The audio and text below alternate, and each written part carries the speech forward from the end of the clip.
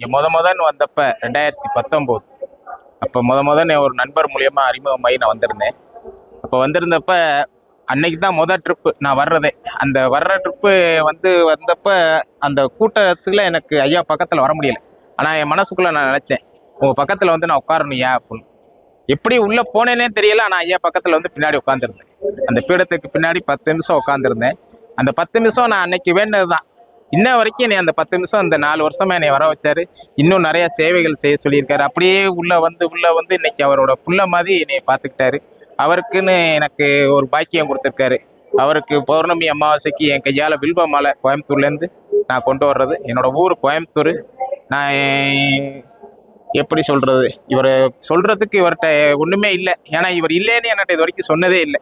நான் கேட்டதெல்லாம் கொடுத்துக்கிட்டே தான் இருக்கேன். 10 நாளைக்கு முன்னாடி எங்க அண்ணன் ரொம்ப முடியாம இருந்திருந்தாப்புல. அப்ப நான் ஐயாட்ட வேண்டினேன், ஐயா எப்படியாவது காவாந்து பண்ணி விட்டுருங்க. இன்னைக்கு அவர் டாக்டரே முடியாதுன்னு சொல்லிட்டாங்க, இன்னைக்கு நடந்துட்டு தெரியுறாரு. அதுவே எனக்கு மிகப்பெரிய ஒரு குருவுக்கு மேலானவர் குருவேசன்.